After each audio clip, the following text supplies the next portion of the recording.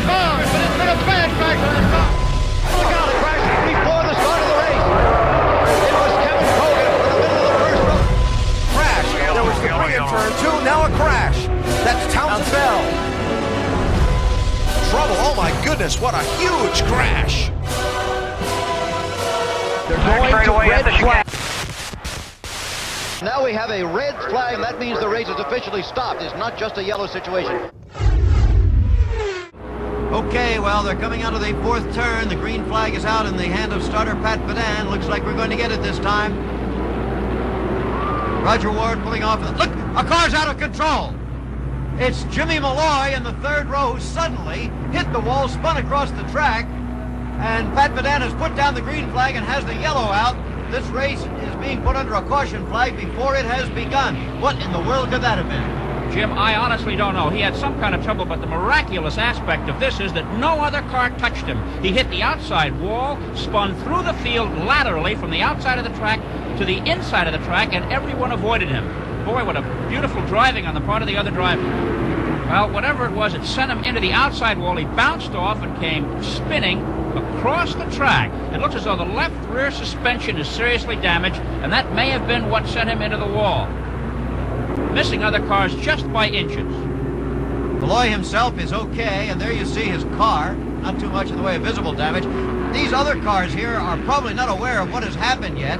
They're going to be slowing them down as they get to the fourth turn, but they're going to have to brake pretty hard, even though they're not at racing speed. The yellow light is on around the track, Jim. Here they are, being cautioned to slow down, to move out by track workers and safety men. And now the yellow flag is being replaced by the red flag. So the 1970 Indianapolis 500 is being stopped before it has even begun. That must be a first. They've had trouble here in recent years at the beginning, and here we have it again in 1970. We hope that Malloy can get his car back into the field. The question now is whether these cars will start in their rows of three for a normal start, or whether, having been red flagged, they'll be put in single file to start. But now the word comes, they're going to line up as they did for another start. It'll be a complete restart, and the word is that Malloy's car suffered a broken right rear radius rod and is damaged to the degree that it cannot join the field on the restart. There's Malloy walking back, a very disappointed fellow, but he'll get 33rd place when it's all over. And more than $10,000, and he never ran a lap.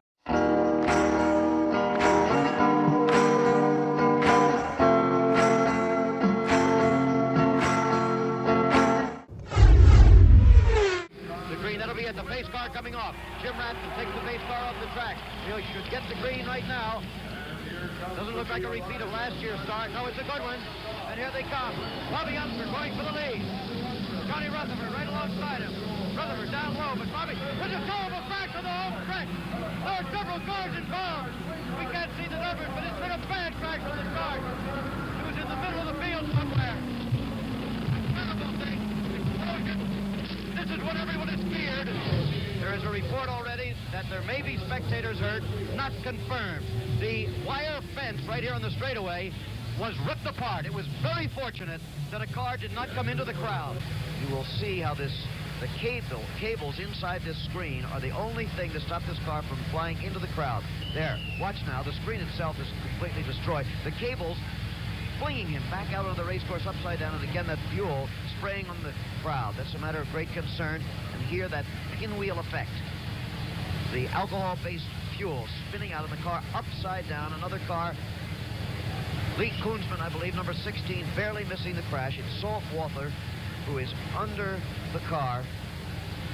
Terrible, terrible accident on the start at Indianapolis. Only 7 seconds after the start of the race. These things happen in a split second, but I believe that something happened to his car because... You're talking about which car now, Walters? They tell me it was Saltwater, the blue car. And I was squeezed over against the wall. I had no more room to squeeze out when his car veered to the right and ran into my left front wheel. And it almost knocked the steering wheel out of my hand. And the next, I continued. I stayed on the throttle because I saw his car climb over the wheel and go up, and I I knew that we were in trouble, and the only place to go is straight ahead. I was committed. There was no skill involved. But the way that the car veered into me so sudden there, I would reckon that something happened like you speculate on this, like a rear half shaft or something. Now, the people in the pits of my guys say that looked like something like a half shaft broke, and it just turned them right into me. And, of course, I saw nothing except for the car start to go over the top of me. We have a late medical report on the condition of Salt Walther from Methodist Hospital. He has third-degree burns, you know, on some 25% of his body. The doctors say that his condition is still serious but stable. He is now communicating with people, and the doctors say that he seems to be improving. As for the two teenage Indiana girls who were the most seriously injured spectators, both are still in the intensive care unit. Both are serious with burns.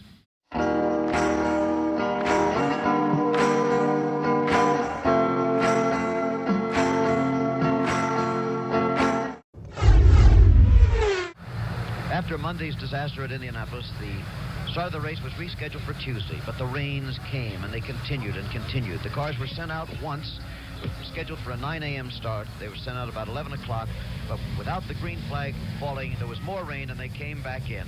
The game was Frisbee, not motor racing. Well, it was a stormy meeting of gigantic proportions. All the drivers in there with USAC officials, along with Indianapolis Motor Speedway officials. We get it on unimpeachable authority that one of the drivers stood up and said, look, if you don't shape up the start of this race, you're going to get us all killed out there. There were obscenities, name-calling, you name it. A big, stormy session. No threat of a boycott, and I asked one of the drivers when he got out of the meeting, what in the world can you do about it? And he said, really nothing.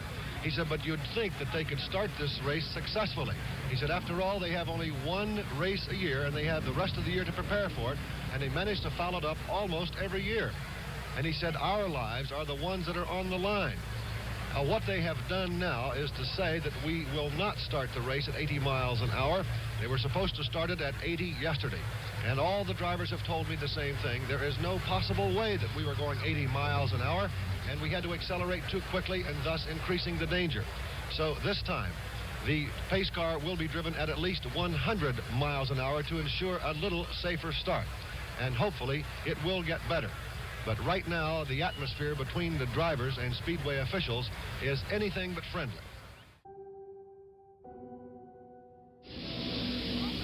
Unser still the leader. Savage second. John Cock third. This could be a tremendous race.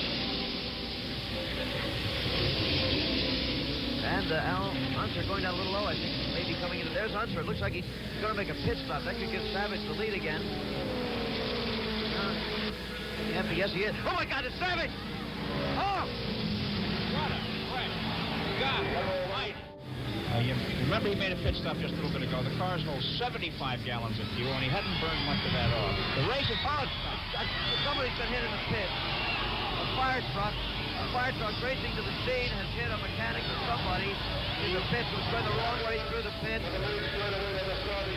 Jerry, you were about 100 yards, you would estimate, behind Swede Savage when what took place?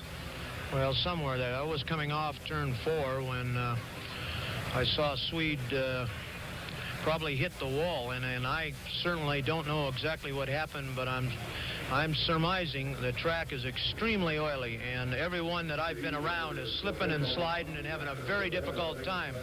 In fact, as we're shooting a complete different line through the turn, instead of going through the groove, we're coming down across the warm-up apron trying to stay out of the oil and then coming back across the oil.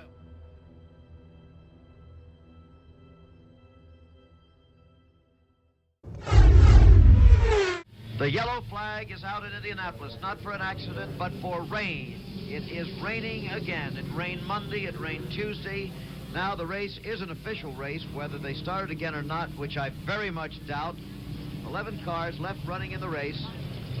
And that's Gordon Johncock in the rain and the gathering darkness at Indianapolis. It appears that he is going to win a rain-shortened race.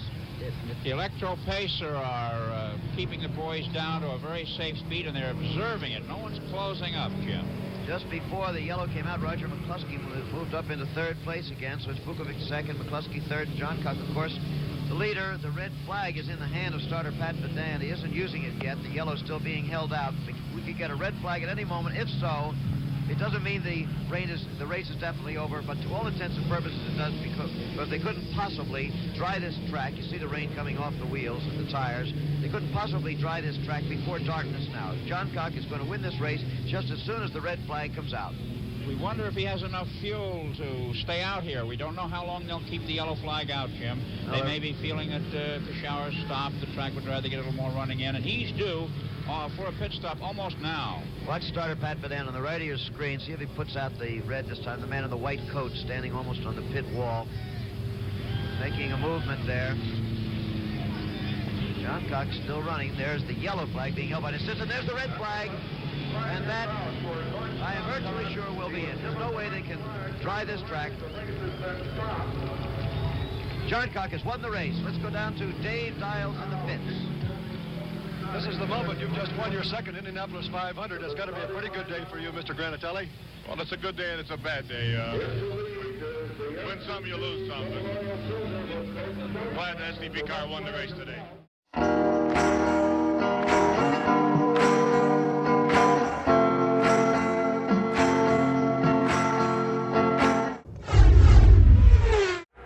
All right, let's pick up Bobby Unser now as we resume our coverage of the Indianapolis 500 and Bobby ducking into the pits. I think it's going to rain. And Unser pops in there. It's just a little bit of fuel just topping off the tanks. A very hazardous, well, a dangerous decision, it seems to me. Now, there's Boyd. If he gets by him, he can't pass him under the yellow. I don't believe that he's going to have to back up and let A.J. reassume his position. He'll have to slow down as Boyd comes on up and goes by him. Now they're in the proper perspective insofar as the race is concerned.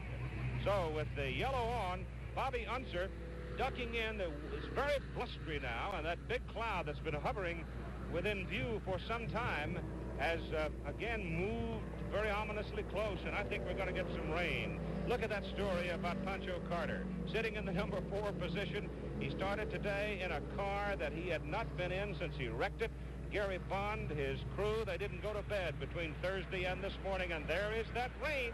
Oh, and it's very heavy, Keith. It's almost thunder rain. It's going to absolutely flood the racetrack. Look at everybody running, but look how heavy the rain is. What are these cars going to do in this sort of rain? They're going to start slipping and sliding. It is a cloudburst. An old-fashioned Midwest thunderstorm has hit with fury here at the Indianapolis Motor Speedway. Remember, these cars have got slick tires on. They're not supposed to run in the rain. These cars can aquaplane at even about 20 miles an hour. You can see the starter, Pat Badan, there. He's got the checkered flag in his hand. All right, let's check the standings now. It becomes vital. Who's leading? It is Bobby Unser who has the lead. Johnny Rutherford is second. They're just barely moving along. They're beginning to hydroplane. They're throwing up a rooster tail. A.J. Foyt is running in third. Pancho Carter is 4. Roger McCluskey 5. Bill Pudebaugh 6. And George Snyder is 7. They're wobbling all over the place. There comes Unser and Foyt coming along. A.J. is a lap down, almost a lap down to Bobby. Bobby Unser in the blue car on the right is the leader as they work their way so very carefully. At this point, however, remember, Bobby Unser must be very careful because if he slides off the racetrack, he could still lose this race to Johnny Rutherford, who is feeling his way around. It's like walking on grease. Remember, these drivers are not used to driving in the rain, and the cars are certainly not set up. I've driven in the rain, of course, a lot of times because in Europe we do drive in the rain, but there we have tires. And there's cars all over the place. I just thought that with the aquaplaning and the amount of water on the road, cars are spinning, and look at this car. That's Billy Vukovich. Billy Vukovich trying to control it. He's heading for the infield. Oh, he's going up on the fence, and he's coming, and he's driving it away. The red flag is out. The race is stopped. The checkered flag is out. Pat Badan stopping the race. There's Johnny Rutherford. He's running in second place. Impossible conditions for these drivers.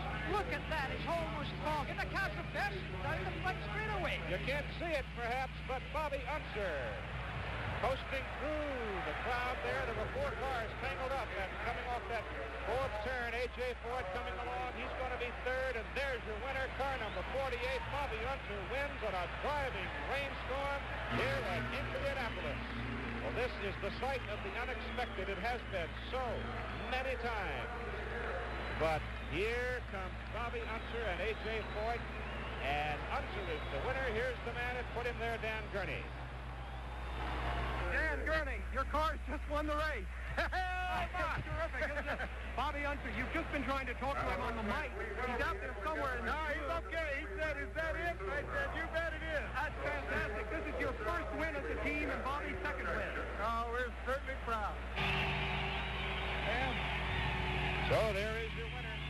Cruising around, accepting the plaudits of the crowd, and Bobby's going to take his parade lap. He doesn't care if he has to get an oar to get that thing around, but he's going to enjoy it. Let's have another look at the escapade of Billy Vukovich coming out of turn 4. Well, that car got loose there, only in the water with aquaplaning. As I said before, there's no tread in these tires. They are slick tires. This is what they're intended, but Billy Vukovich is reversing fast. And look at that man avoiding him there. He slams into the fence. He almost springs back on, and he did drive the car back.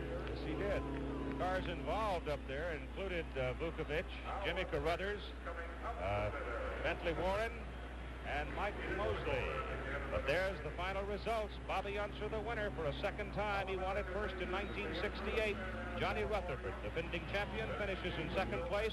A.J. Foyt takes third. So A.J. is denied the opportunity to win his fourth Indianapolis 500. Pancho Carter, with a remarkable ride, will take fourth place, and Roger McCluskey will move into the number 5 position. So here comes your victor, splashing down toward victory lane.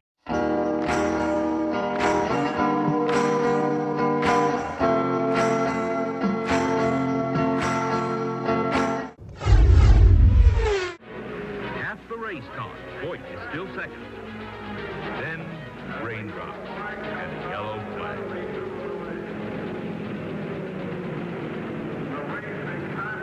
The fans cover up with plastic, but where does a race driver go to get out of the rain? The red flag is put out by Pat Vidan in the 103rd lap.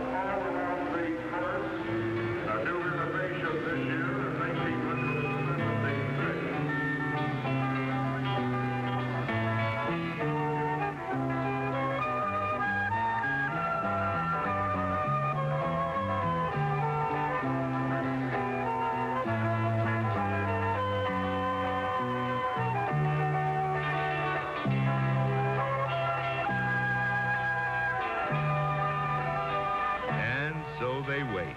The afternoon moves on. The rain stops and the track dries slowly. Within 2 hours, the track is dry enough that they prepare for a restart. But at the last moment, the rain comes down again. Johnny Rutherford becomes the first man in history to walk into winner's circle.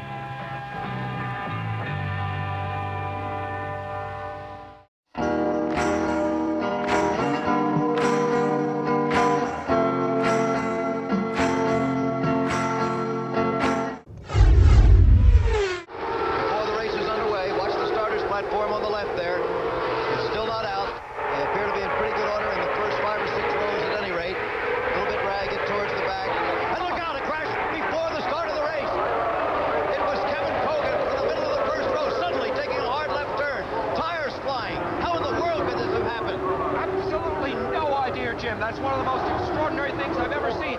Remember, they were going about 130, 140 miles an hour when that started, but there is just no explanation, and now one of the favorites is totally out of the race. And Dale Whittington's car is up against the wall. That's one of the 3 Whittington brothers. Number 40 you saw there was Mario Andretti. There is the number 4 car of Kevin Cogan that appeared to start it all. Roger Mears is out of the race with a damaged right front.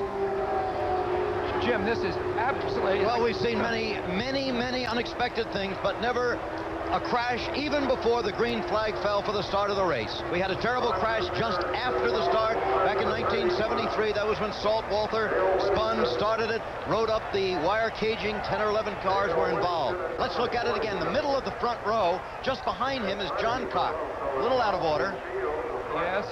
But now Cogan just looks absolutely fine, and he just fears it's as if he turned the wheel intentionally, Jim.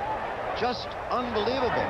And that was Andretti coming right into him, into the side of his car from the inside of the second row. Of course, because that's Andretti now backwards. Yeah. Look at the height that wheel reached back in the back of the pack, where on the right of your screen, that's Roger Mears. Dale Whittington in the yellow car up against the wall. That tire bouncing along, that's Andretti's car stopped with its back to you on the right. Maybe you noticed the yellow flag came out instantly. Instantly, yeah. The officials can't be faulted in any way. They've handled this beautifully. There it is. Somebody has a theory that... Unbelievable. And, of course, he hit A.J. Foyt really hard, Jim. And it may be Foyt's luck not to have had his car damaged in any way. I've never seen anything happen on a racetrack for which there was nothing. Well, now, you and Jackie have been saying if there ever have been odds-on favorites in this race, it's the two cars of the Penske team. One of those cars is gone, and the race hasn't even started yet. A red flag situation, as you see. This was Kogan earlier. This is videotape of Kevin Kogan trying to talk to Andretti, Andretti appearing to push him away. He doesn't want to listen, doesn't want to hear. Mario Andretti very, very upset. Now, our reporters are fanning out, trying to get the principals. Bill Fleming is with Mario Andretti right now. Okay. All right, Bill. One more time, Mario. I couldn't hear what you said.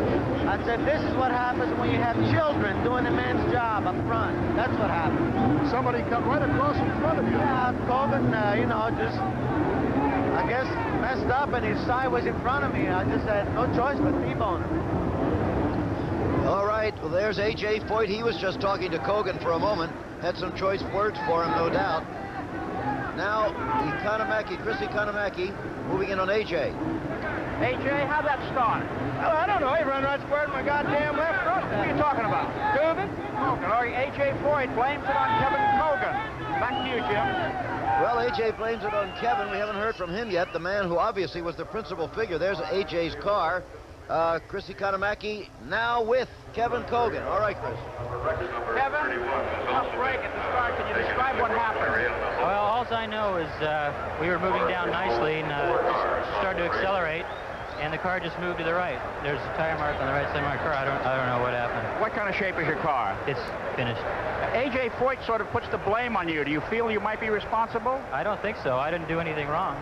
I didn't do anything out of the ordinary. It just veered to the right. I have to take a look at the film because it's no point in me saying that somebody pushed me or anything like that until I take. You're okay. I'm disappointed, I'm sure. Oh, yeah. Very.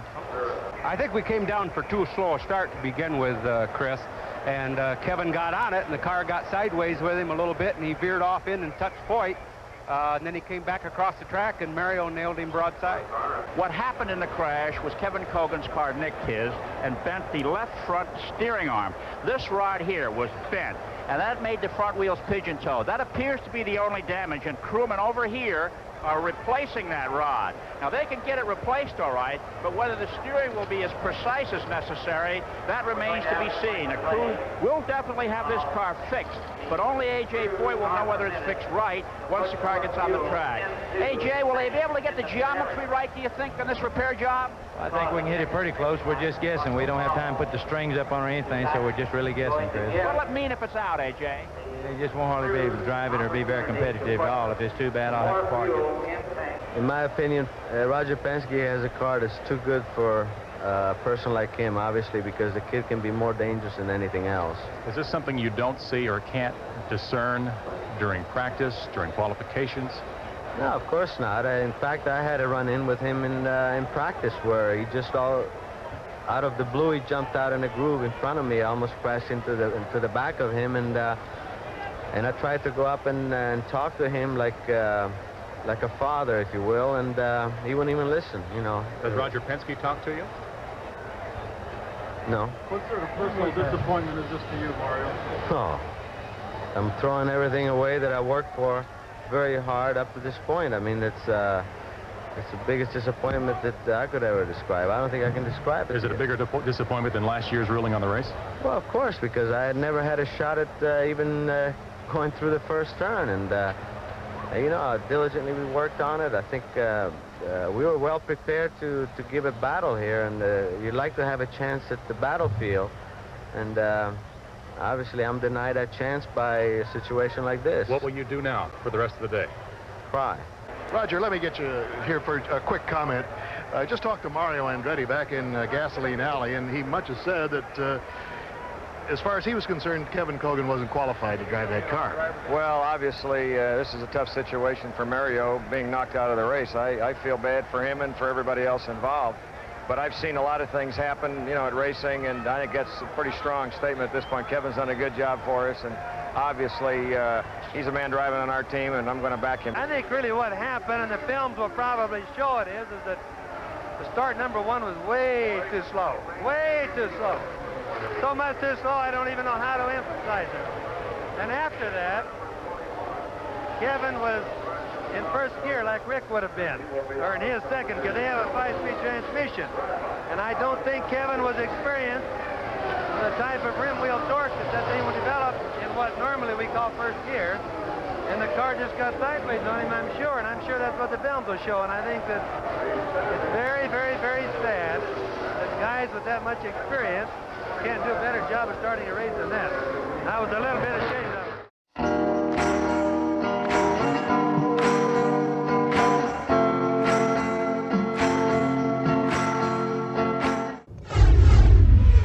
Certainly the similarities, especially at a moment like this, overwhelm the differences. Both love the limelight. Both are willing to risk their hides in order to experience it. I wouldn't like that very much. No, I don't think that's too neat, although it will probably have dissipated by the time they come around. It's got to be in their mind that it's going to be there. I wonder if that could lead to one more pace lap, Jim. I've never seen a smoke bomb on the back straight like that. It seems very ill-advised to have set it off.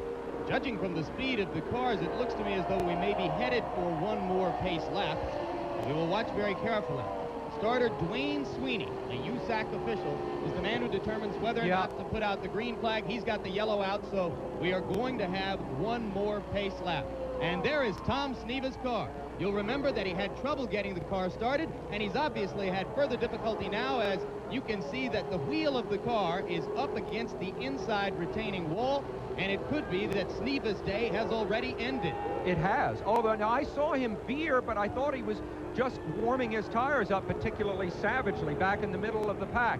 Now, is this related to the smoke bomb? Was the bomb some sort of a warning that a car was out? I don't know. But that car is damaged beyond repair as far as getting ready for the start of the race is concerned. Dwayne Sweeney holding a red flag, and on the track, 32 cars are now pulling to a halt and lining back up in their starting position on the front straight. I say 32 because there will be an empty space on the inside of row 3. The space previously occupied by 1983 Indianapolis 500 champion, 3-time runner-up, Tom Sneva. There is the car as it is being loaded for removal from the spot where it apparently came a cropper on the backstretch. There is Tom Sneva in the white fire suit, walking, obviously dejectedly. And Sneva's car is somewhere to the left center of your screen, just edging around turn number 2. And you can see it dive off the track, Sam. Well, Sneva had trouble getting his car started on the grid. I can't imagine there's any corollary between these two events, but right now he was in trouble there. Well, it appears as though we've lost the left front corner, and Tom may have damaged the left rear as well. So we're just getting prepared. There's conflicting reports as to what the damage is. So we just got to wait and see what it is when it gets in here. So those references are to the suspension pieces on the left front of the car? Exactly, yeah. Now, early on, when you had gentlemen start your engines, you failed to start. What was the problem there in the initial moments? We saw you had the steering wheel off the car. The steering wheel is on a spline mechanism that's removable for ease of entry for the driver. We just had a little problem getting the thing on the splines. There was no dramas there. Any concern that maybe that was the drama that unfolded on the backstretch, that maybe the wheel came unpinned? I'd be surprised if it did. I don't think that's the problem. And with Sneva directly ahead of him, we may have a unique chance to figure this out for ourselves. Now, Sneva was apparently just zigzagging to warm up the tires. Try to look beyond Pim's helmet and see if you see that smoke bomb drifting across the track. At this point, it certainly isn't a factor at all. Sneva just appears to be routinely warming his tires up, doing that zigzagging motion. Pim, of course, look at that. Boy. And we don't yet see the smoke bomb, I think, Sam. So the smoke bomb, there is no correlation whatever with the smoke bomb.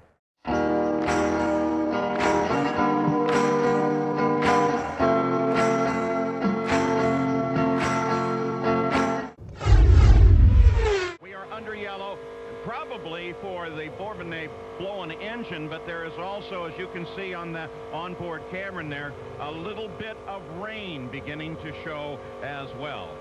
Jim Guthrie continues to motor around. You can see the sprinkle of rain on the front of the onboard camera on Jim's car. The rain is beginning to come down much harder, and you're starting to see it on the screen itself, but Jim Guthrie is mired here on pit road, and he is one frustrated individual. Here it comes, guys! They're trying to save him from losing a lap.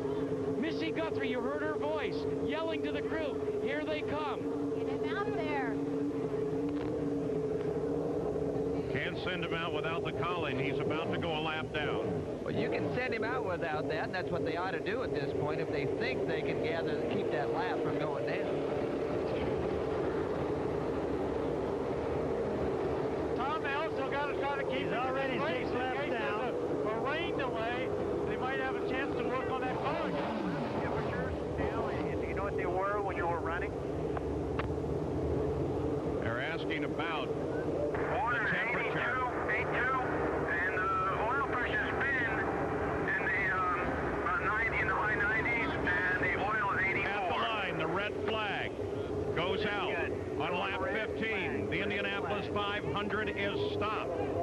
Now, my question's going to be, in the past, the rule has been that you can't work on the cars until they decide what to do. He'll have some time. He's angry now. I bet he's going to go to work on the car. He doesn't seem to be that pleased with the USAC's decision to have him shut that motor down. But this may work to their advantage. It may give them an opportunity they otherwise would not have had, because they will stop all of the cars. Now, in the past, they have waited a specific interval until they've said you can work on the cars. If they let them go to work on that right away, they may have gained a great deal of time. He says, hey, here's a good idea. Anybody have a red flag? I think they noticed it in the pace car since they had the windshield wipers on. Of course, you don't want to risk these machines even at the slower speeds, though they're about 80 miles an hour for the pace car. When the yellow flag goes out, that's still fast. The tires are slick, and running those cars at speed is not a safe thing. So the United States Auto Club has made this decision. And when you look down at the track surface, Tom, it doesn't look all that wet, but it's really hard to tell. Well, it's not that damp, and let's hope it doesn't get much worse, but it's too damp to run these little rocket ships at 200 miles an hour. You know, guys down here, like turn 2, I can look right down at the pavement. It's probably no more than 50% with a little tiny spots or maybe a third wet. The problem is it's a real slow, light drizzle. Rain delay continues in Indianapolis. We will continue coverage of the Indy 500 following today's episode of Carroll and Maryland. We'll update the situation throughout the program.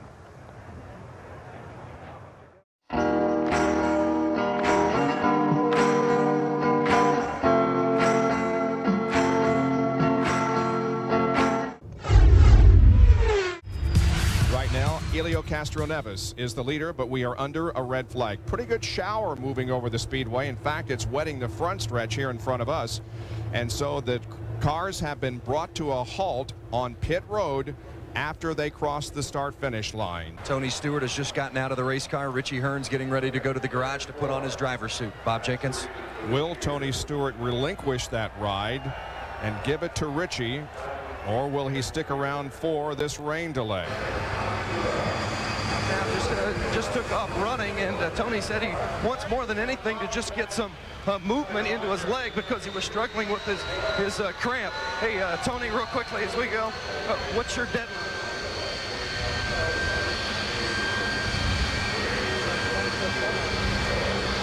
Tony Stewart is in the first aid room, and just a few moments ago, you saw him running from the car to the actual first aid area. Now, the first thing Tony did was lay down on one of the cots. He was complaining of pain in his right buttocks area because of the fact that he'd been sitting in the same position for so long, and therefore his right foot was experiencing some cramping and numbness. So the first thing he wanted to do was get out of the car, put some weight and pressure on that foot, and now he's come into the first aid room. He's laid down on the cot face first, and they're doing some massaging to the right upper buttocks area and the lower back down into the leg, into the right foot. Hopefully, Stewart will be able to not only get some feeling back in that foot, but also get back in the race car, Jerry Punch. And Vince, this is the time in the race when a lot of drivers complain of cramping. We've talked to Buddy Lazier and a few others out here who had some cramps in their lower leg as well as their forearm. Now, the protocol for Tony Stewart today was to take him in the care center and try to get 2 liters of IV fluid in him and get him on the helicopter and get him out of here by 3 o'clock Central Time, 4 Eastern Time. If he leaves here by 3 o'clock, he will arrive in Charlotte 12 minutes before gentlemen start your engines. All right, he just walked out of the medical center in Chip Ganassi looking for his driver because they are calling him back to the cars. Indeed, all drivers have been told to report to their cars, and we'll be getting hopefully restarted here in just a moment. Now, the forecast in Charlotte is for possible thunderstorms this afternoon. However, by race time later this evening, skies are expected to be clear. We're in a rain delay here at Indy. More in just a moment.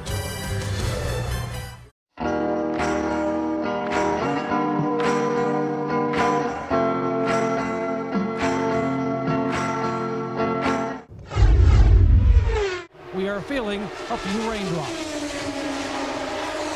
Oh, we hope that doesn't go very far. Weldon, Catherine Evans fight for the lead. Coming out of the pits. It was a great pit battle all up and down pit road. Only 2 of the cars did not stop, and the caution comes out. Yellow flag. And this is for exactly what Jerry Punch mentioned. They've got some moisture on the race course. Let's check in with Todd Harris. All right, thank you very much. Here in Robbie Gordon's camp, it is very busy. They are talking to their pilot actually at the Indy airport. He is saying it's raining there now, and severe weather will be here in about 30 minutes. Robbie Gordon has to be out of that car. Michael Knight just told me at 2:45. That is when he has to get out of the car. And the man that's going to get in, my good friend, Mr. Jacques Lazier. Jacques, you were just up moments ago spotting for him, and here you are now zipping up. Yeah, we first call of rain, they said to come on down, and I'm just sitting here. If he needs me, I'm here. So. You and I were flying home together last week on the airplane. You talked about going and spending some time with your dad in Vail with your wife and your child, and here you are back in Indy. How things change so quickly.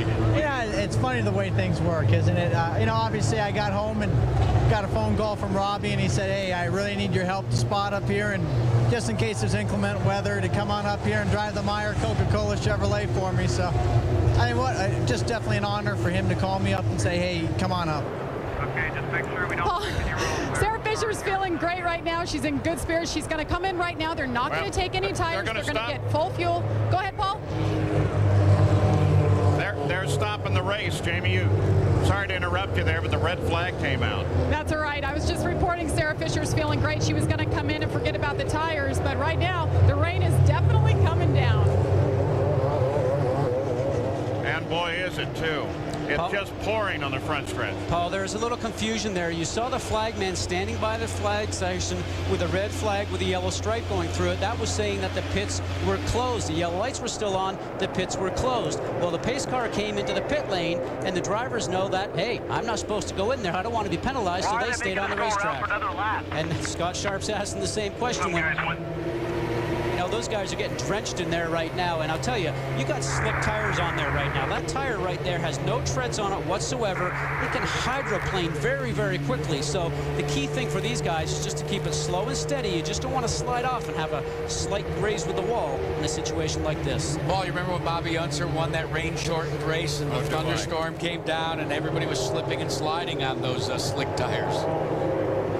And as a matter of fact, the way they are, even at the reduced speed that they're running now, they can spin those cars pretty easily because, as Scott said, there is no tread. Again, if the fans are the indicators, certainly the umbrellas are up, and some of them are going to go down underneath the grandstand where plenty of concession, but also it keeps them out of the rain. Red flag is out after 29 laps of the 88th running of the Indianapolis 500. We're getting to him, and we are. No, this is actually the best thing. Local news is getting in there. This is the best thing that could happen to us because of the weather. So, we got put in a situation where weather held us out, and looks like weather's going to save us here. We can always come back tomorrow and race. Did you feel like you had a good car while you were racing? We had a great car. We went from 18th to 9th on the first lap, and we had a bad pit stop. We lost some positions, but we'll learn from our mistakes and be stronger later on here today. Robbie, what's your plan right now? No, the weather's not going to keep us from Charlotte. We should be able to get to Charlotte okay, and I think we got good race cars on both ends. The Meyer Coca-Cola car here was very fast. Disappointed that we lost, what did we lose, 7 positions in pit lane. So we'll get those back. We got a car that handles right up underneath cars, and we were able to get through some Toyotas and through some Hondas. So pretty happy with the Chevrolet. What'd you say to Jacques Lazier? Well, I told Jacques if he gets in to drive it, he's got a good race car. Very, very happy with what kind of car the guys gave me. Thomas Knapp, the engineer. We worked hard all month long, and I knew we weren't going to have the speed for qualifying, but I thought we'd have a car for the race. Yeah, doesn't even get a chance to get out of his uniform, does he? Robbie Gordon runs for the helicopter over on the backside of the golf course, championship golf course that is inside and outside of the Indianapolis Motor Speedway, but he's going to be greeted by weather may not be that much different than this. And yet Robbie Gordon says that he has learned an awful lot from attempting the double in the past, and starting at midweek he began to hydrate himself. Before the race, he actually submitted himself to some intravenous IV fluids because he said that was the big mistake he made the last time. So now he's ready, he's loaded up, the helicopter will take him, but let's just hope that it's not all for naught down there at Charlotte as well.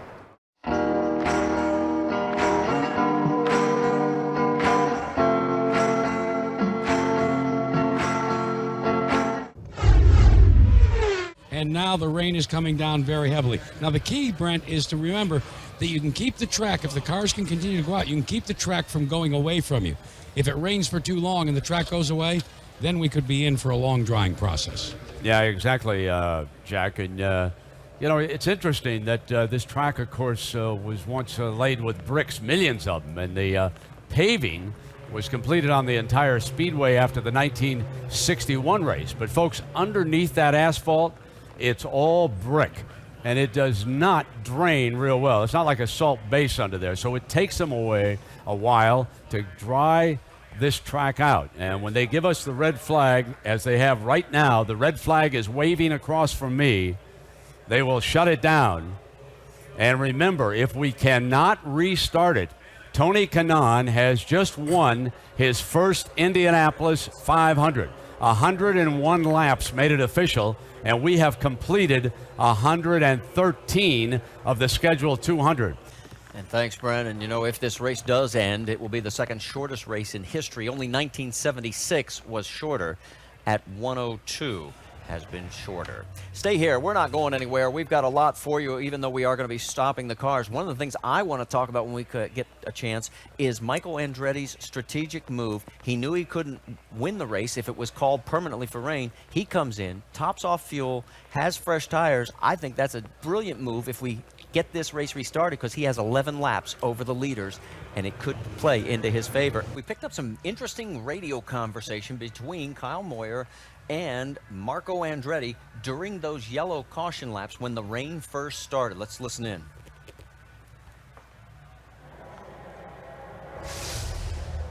Are we going green? No, it is not going green. It's yellow and it's raining here, so the biggest thing right now is you just need to be careful here, okay? We're probably going to rain enough that it's going to red flag it. We'll decide what we're going to do after that, okay, when we get this thing running again. Oh, the race isn't over then? Not still. Brian Barnhart called it. Oh, when they red flag it, it's over, right? No. When they red flag it, they're going to pull you in the pits and let you sit there for a while. Right now, it's still yellow. Until Brian Barnhart decides it's a race, we still got a shot here. It's only 3 o'clock. Copy that. In 04, we set for an hour 45 before we went racing again. I can't believe this. I'm happy, but I'm not, you know? I know. So he's happy because it's his teammate in front. He's sad because he's in second. Because he really knows that might have been the pass for the lead, but, you know, he was getting a clarification of the rules, and for Marco Andretti getting that information from Kyle Moyer, it's probably really not what he wants to hear, but may have been just very much the pass that cost him the lead for the Indianapolis 500.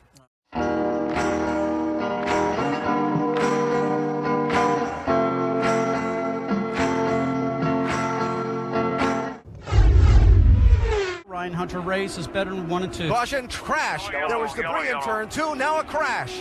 That's Townsend Bell.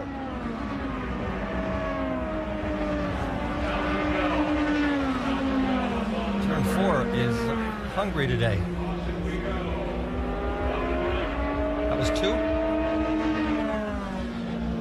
2. So just as IndyCar officials called for a debris for caution on the racetrack in turn 2, Townsend Bell finds himself with a heavy crash, and the yellow flag is out with just 10 laps to go. So we're going to see him come into frame from the right-hand side as we did. Something goes on with the car, guys, I think mid-turn, Eddie, because that thing is gone. Now, we heard debris. Did he run over the debris? Did the tire get flat? We don't know. At the end of these races, when you have accidents and they try to pick up the debris, it's impossible to get it all in. It takes so very little to cut a tire. Well, the debris, I think possibly that they talked about might have been ahead of where he had the accident. Yep.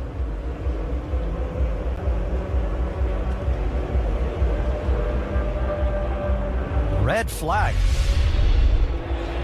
They're going to stop the race because there's so much debris to clean up in turn 2, and they want to give these fans a shot at seeing as much of a green flag shootout to the finish as they can. Look at all that debris they've got to pick up. Because they could not have cleaned it up in 9 laps. I think that's a great decision.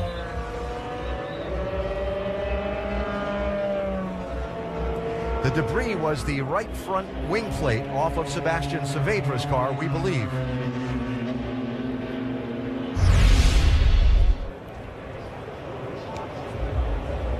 Watch those two. Well, Savage just gets the left rear tire of Jacques Villeneuve's Dollar General car as they're coming out of the turn, and that's the debris that we were going to go yellow for.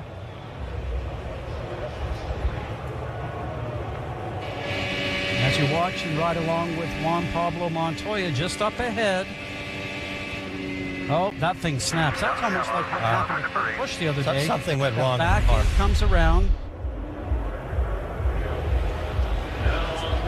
So the field going to be brought down the pit lane and stopped under the red flag to allow the cleanup to continue. And listen to the fans roar with approval at that decision. What a great decision. I'm so glad. We don't know if it's not going to end in a yellow, but I think it's glad they have a shot.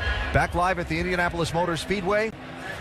Repairs being made to the Sopher barrier, the steel and foam energy reduction system that is on the inside of the concrete retaining walls around the speedway. One of the great safety innovations in motorsports to help cushion the impact of the blow, and that's left the field under the red flag before these final 8 laps of this one play out.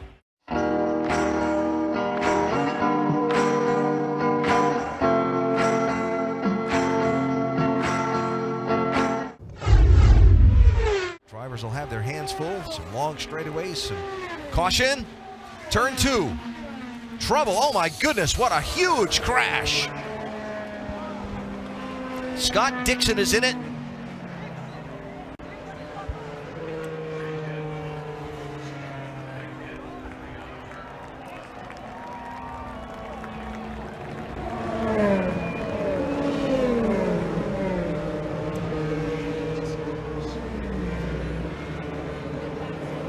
Jay Howard is the other car involved.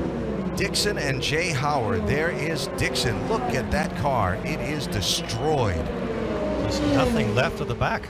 That sawed the engine in half.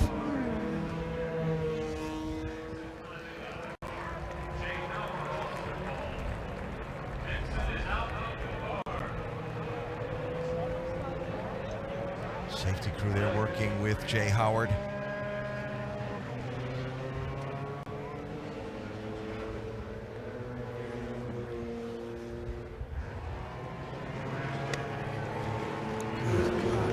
He's out, guys.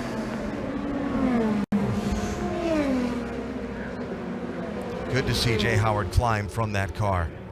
As we watch the cars go through here, guys, the car on the very top, okay, which is Jay Howard. We're going to roll this through now. Well, look at Jay. He's already way off the line. He's off the dark patch of the racetrack, which we call the racing line. He's up in the gray. He's lost control of the car. He's hoping he's not going to hit the wall. He impacts the wall, comes off the wall, just misses the 10 of Tony Kanaan. Unfortunately, Scott Dixon is right there, up and over the front of the car. car hits on the top of the wall. The safety cell on these cars, guys, I can't tell you how strong they are. An awful accident, but as we saw, Scott Dixon right there, hands away from the steering wheel. We saw him get out, and when we first went to this frame, when we first saw this accident, you heard some roar from the crowd, and that was because they knew that Scott Dixon was okay, and the 77 of Jay Howard was also okay. Boy, this is just bad timing on Dixon's part and incredible fortune with the way this car lands on top of the wall. Or he's incredibly fortunate.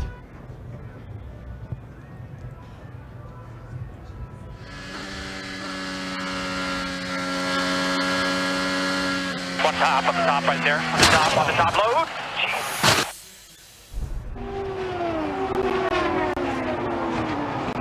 He doesn't really use the safety fencing. He lands on top of it. Obviously, part of the car got into it to rip it open, right? Yes. He landed. Yeah. Oh my! I have never witnessed an accident like that. First of all, are you okay? Yeah, I'm fine, thanks. Yeah, no, credit to IndyCar, Indianapolis Motor Speedway, the Moltro safety team, Dallara, everyone that's involved in building this car. Obviously, I'm fine. It's thanks to them. I'm really glad Scott's okay, as he was a victim of this. So, sucks. What happened with your car? It looked like we were talking about some suspension issue in the front. I'm not sure about that. We ended up a couple of laps down. We ran out of fuel in the first stint, so that kind of put us a couple of laps down. And we were out there just trying to pick off some laps and see if we get some yellows and maybe try and salvage something from a race. And Hunter Ray comes, gets a run on me. I lift to let him go, try and be the nice guy. And he moves right over on me and puts me out in all the grey and all the marbles, and the rest is history, and it causes a massive accident. So, to say I'm unhappy is an understatement. We saw Scott Dixon's car coming up behind you. Could you see on your left side mirror his car approaching, or did it happen too quickly? No, it all happened way too quickly. I let Hunter Ray go, and then I tried to slot in behind him, but he pushed me out in the marbles, and I was just a passenger at that point. Glad you're okay. Yeah, thanks. And for Jay, he's already on the outside just a little bit, guys. Those right side wheels are out of the black. That's where all the rubber is. That's where the grip is. And he said, a passenger, I've used that term for many years. When you get into that situation, you are a passenger. As you mentioned, Alan, he hits the wall. The suspension is then broken on the right front, and he just comes across the track, and unfortunately, Scott Dixon collects him. Now you could see Howard's left front wheel turned all the way to the right as he tried to keep the car up against the wall, but he was just hanging on. And again, fortunately, Dixon climbed from his car. We saw that, and we look forward to being able to hear from him when possible. I'm just bummed for them, man. Glad everybody was okay. It was definitely a wild ride, for sure. And big thanks to Dallara and everybody, for the safety standards that we have right now. We saw you moving around in the car. What's it like? We know that you're okay now. When you hit Howard and the car launched in the air, what are you seeing? What are you thinking? Yeah, it's tough. I think when you make those decisions, of which way to go, you're hoping that the car, I was hoping that Jay was going to stay against the wall, but obviously with the impact it then started to turn down. But I'd already picked that, that way to go, and there was nowhere else to try and avoid him. So I'm glad he's okay too. And it's just a wild ride, man. You just hold on, and believe in the safety, progress that we've had over, the last many years.